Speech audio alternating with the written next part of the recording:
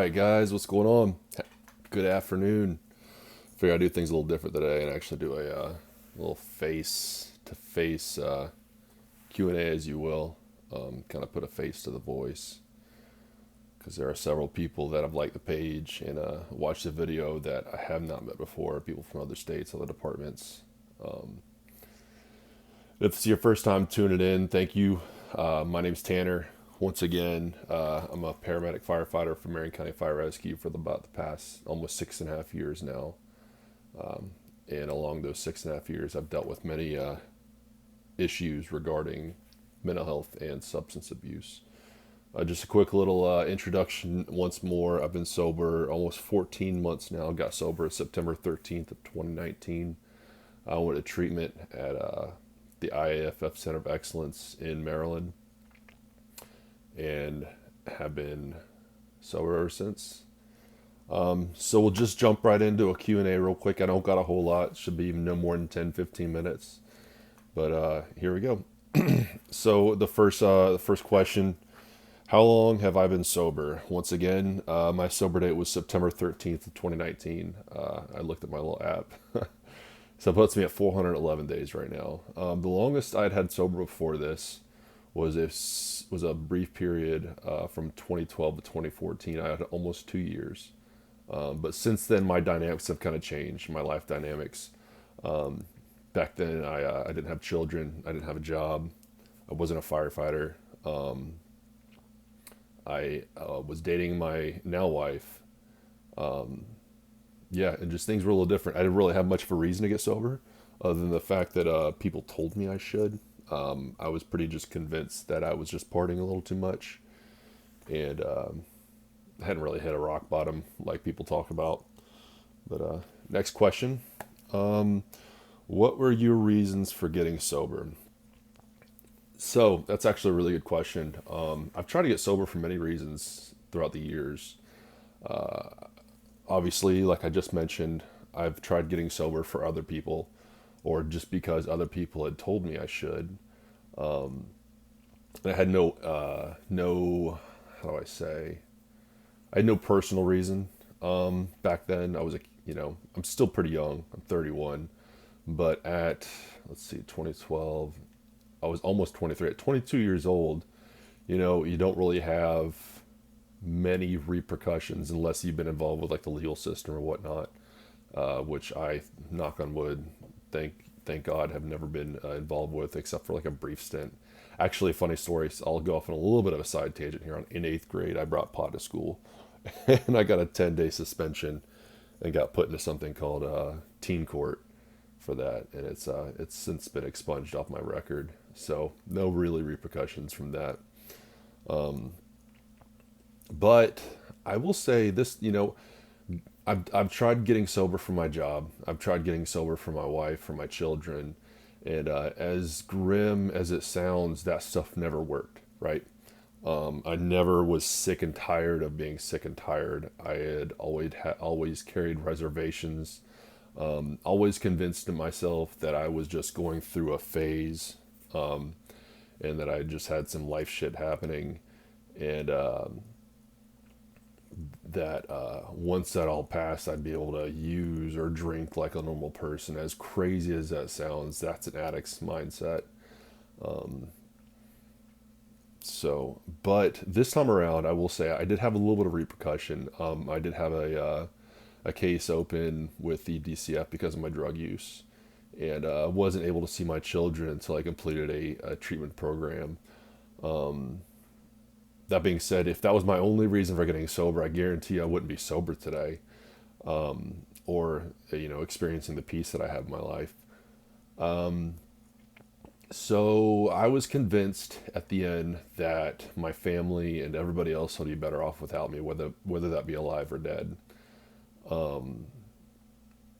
I was convinced that if I was to die, that everybody would look at me and be like, at least he's not suffering anymore, which to me was like, I don't know, it held some significant meaning to me.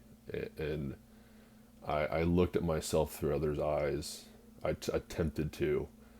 and saw how sad of a case it was. And honestly, I think the biggest thing is I was just sick and tired of the merry-go-round that I put myself through. See, I would get sober, and about every 6, 7 months, something would happen. And it wasn't always something big. It wasn't always something, devastating in my life. But I would attempt to self-medicate or numb myself to the situation by either drinking or using drugs. So basically, at the end, I was sick and tired of the man looking back in the mirror. I'd had little tastes here and there of peace and serenity, but I was just honestly tired of. I was tired of the merry-go-round of things getting good and then things just falling all apart. So this time around, man, was basically me wanting to be okay with me. I was sick and tired of being sick and tired, and I was sick and tired of wanting to die, every 6 to 7 months. So I had some serious work I had to do. So yeah, and also, there's been some instances in the past where other guys have struggled and been going through similar situations as me, and because I never put myself in the position to help, because I wasn't able to stay sober, I wasn't able to help or do anything about it. So that's why that's a main reason, is because I wanted that peace. I wanted that my mind to stop racing. I wanted people to, appreciate for me and not necessarily me for just being sober. I wanted to be a better person, a better father, a better husband. Basically, I just wanted to be a productive member of society, and I want to be happy with myself in my own head, and so yeah. What is different this time? Well, I this is a bit of a story in itself. As I said before, my dynamics have changed greatly since I was sober back from 2012 to 2014. Back then, I didn't have had any children. I was dating my now wife at the time. I didn't have a job. I didn't really have any reason to get sober, and my attempts thereafter of sobriety were, I wouldn't say in vain, but how do I say this? What is different this time? I wasn't willing to go through life in the obstacles life brought me without numbing myself or self-medicating, right? So this time around, I've had to become willing to go through life and the the ups and downs, the bumps, the potholes in the road, without using or drinking. So I hate cliches. I'm not much of a cliche or sayings guy, but there is one saying that goes something like, "It's okay to not be okay," and I had to grasp that, and I had to understand that just because I got sober and just because I'm starting to clean up my act and try to become a better person, that doesn't mean that life stops. Okay? So I'm still going to get in arguments with my wife. My kids are still going to be little hellions. Things at work aren't always going to be perfect. I'm still going to get cut off while I'm driving by some jerk driving a sports car. But it's me being willing to remain teachable and open-minded enough to take criticism and learn from others and be willing to actually ask others for advice when I encounter those situations, because my best thinking brought me to this position right now, right? I've always tried to do things on my own. So a big part of it is being willing to go through life, the bumps and the obstacles, and not numb myself and just sit and be uncomfortable, because it's okay. It's okay to go through nonsense. It's okay to go through BS, and not everything's going to be rainbows and unicorns all the time. It's okay to be upset. It's okay to be angry. It's even okay to be depressed every now and then. It's going to happen. It's part of the profession. things are going to happen, and pretty much base, our sleep schedule, the calls we run, us working consistently, it's not conducive to a healthy mental state. That being said, I think us as firefighters and paramedics and EMS professionals and first responders, regardless, that makes us more susceptible to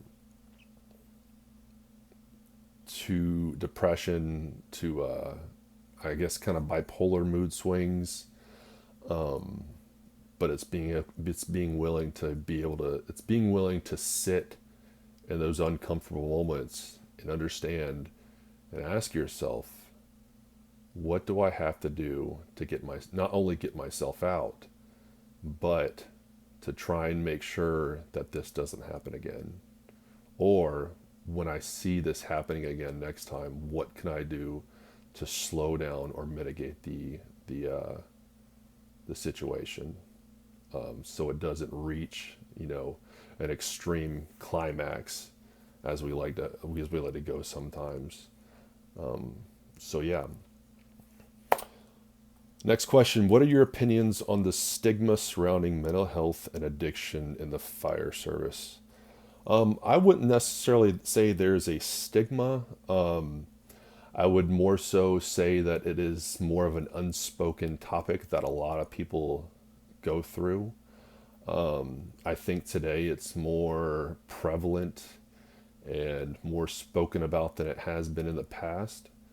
I think there has been some instances and then some unfortunate tragedies that have brought this topic to light, and some amazing people that have dedicated their lives and have dedicated a part of their lives to bringing awareness to this topic. I think firefighters and first responders, and it goes to say with us, it's nurses, it's doctors, it's everybody that goes through traumatic experiences on a daily basis. We tend to deal with trauma and these kind of scenarios in our own way, rather than coming out and having a critical incident debriefing. I think it's dark, it's grim, but I think a lot of us deal with the things we see at work through humor,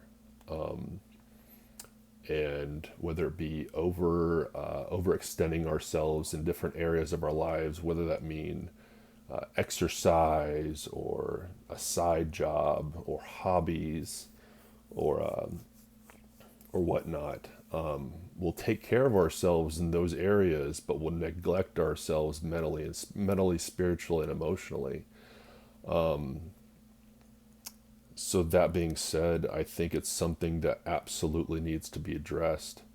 And I think our guys need to realize that our profession puts us at risk for these things. Not just like I said before, not just because of the things we see, but because of the actual brain chemistry changes that we go through, because of the constant ups and downs at night, because of the lack of sleep, the things we see, the constant adrenaline pump. I think there are many factors that play into it, and I think at the end of the day that a big thing for me is that I'm around people at work, a lot. Whether I'm on the ambulance or I'm just around the crew all day. Don't get me wrong, I love being around my crew, but at the end of the day, when I go home, I just want to be by myself for a little bit. And so I think for me, I tend to isolate when I get home. And I think isolation is the absolute worst thing that can happen. I do think that you need to, I do think firefighters, I think first responders, I think we need to take care of ourselves when it comes to sleep, obviously. I think that's a big thing. I do think there's a difference between sleep when in regards to depression, and sleep in regards to just recovering. I think we need to be more aware of our own mental state. But I do think that how do I put this? I also think when in regards to addiction, let me go here for a second. In regards to addiction, for me personally in the fire service, and whether you agree with me or not, drinking in the fire service is almost like a tradition. I wouldn't say it's part of the job, but it it's how a lot of us cope. Whether you're an actual alcoholic or not, you see events with firefighters. Usually, a lot of them got a beer in their hand, whether they're drunk or not. It's irregardless. Celebrating big occasions, deaths, births, you name it. And this isn't always, I don't want to sound like I'm grouping or saying that firefighters are a bunch of alcoholics, but it's pretty common that we celebrate and we mourn by drinking, or we just go home and we take the edge off by drinking. So yeah, I've personally found myself, it's been hard because there have been instances where there's been get-togethers, and me being early in sobriety, I've found myself uncomfortable with attending certain events and whatnot because I just don't feel comfortable being around drinking or anything right there at the time. But yeah, I think and I think it's important that more people, you know, address, if people have an issue, if there is, if they feel themselves needing help, I think there's a couple things that need to happen. Obviously, you need to get yourself help, but one of my biggest reasons for getting sober and and staying sober is not just to better my life, but there is going to be that next firefighter, paramedic, first responder, nurse, whatnot, that is going through a dark, grim period in their life, and they're coping through unhealthy mechanisms, and they're going to need somebody that has been there through similar circumstances that they can come to and say, hey, how'd you do it? And I want to be that guy. And it's a little selfish speaking, but in helping others, it really helps me. It grounds me, and brings me back to where I was almost 14 months ago. And there's no better feeling than helping somebody else struggling, knowing that was you not long before. Next question. What is your purpose behind the podcast? Well, my mission statement is to bring awareness regarding the topics of mental health and substance abuse inside and outside of the fire department. Whether that be regarding first responders in general, when it comes to police, firefighters, EMS, nurses, doctors, anybody in along those fields. That's the purpose. I've dealt with the issues myself for a long time now, and I don't want to see my brothers hurt or my sisters hurt. I want to be that guy when somebody is struggling in a fire department, or somebody is struggling in a fire station, and their lieutenant comes to them and says, hey, what's going on? They talk to them and say, hey, I got a guy, here's Tanner's number. And I'm not trying to get self-recognition. This isn't about me being out there and showing you guys, hey, look at me, this is what I'm doing. BS. This is about not burying any more brothers. This is about not seeing our families hurt because of what we're going through mentally. This is about bringing hope and allowing people to see that there is light at the end of the tunnel. Sometimes that darkness lasts a little bit longer for some people, but there is light if you're willing to put in work. So yeah. And the last question, what are some tools you learned in treatment? Well, transparency, I think, is a huge, huge tool because nobody's going to know how to help you unless they know what's going on. I've learned, okay, so I'm a 12-step guy, right? My best thinking got me to where I'm at right now, 14 months sober. I say that. Let me backtrack a second. My best thinking landed me in a treatment center 14 months ago. All right. I have had to learn to be transparent with people, backing up to one of the other questions.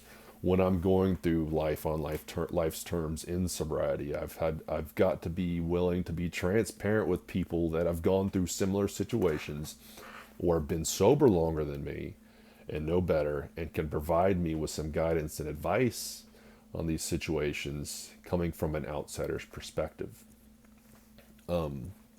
Because I like to put on a facade. I could be dying on the inside and try my damnedest to make things look good on the outside. I also learned in treatment that there's no better person to help a first responder, firefighter, than a fellow first responder or a firefighter. Because when I was in treatment, I had a bunch of therapy, right? Went through some trauma classes, some cognitive behavioral therapy classes, but the best therapy that I obtained when I was in treatment was talking with my fellow firefighters after the sessions, right? It's just talking. Some other tools, grounding techniques, meditation is another thing. I think meditation is a good way to start your day, or just breathing techniques when you're kind of getting anxious or whatever. But in regards to sobriety, I think one of the tools I learned is that I am incapable of staying sober on my own, right? And I like to self-medicate. And I have to be, and I think the biggest thing I learned is I have to be willing to go through the obstacles of life without numbing.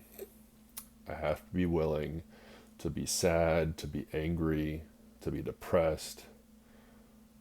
And I have to be willing to talk about that and to be transparent with somebody else in order to combat those feelings and come out on the other side victorious and having learned something. So yeah, went a little longer than I expected, but this is just another Q&A. Just trying to get, have y'all just introduce myself a little better. Kind of, I don't know, kind of let y'all know what the podcast is going to be like. Not, once I get up and running, obviously I'm recording from my phone right now. I've got some equipment I'm probably going to be purchasing here soon. And the next week or two, I will be bringing guests on the show that have been through similar circumstances to me. Not necessarily drug addicts and alcoholics. This is also bringing up awareness on mental health, but just some people I admire, some people that have some good things to say on the topics. So yeah, I really appreciate all the support and the positive feedback that I've received thus far. It has been unfreaking real. I mean, I can't tell you enough. It's been great. But yeah, so I hope you all have an absolutely wonderful day. If you have any questions, concerns, comments, any suggestions that I should do on videos I should do, feel free to message me. I'm pretty quick in responding. So yeah, have a wonderful day, y'all.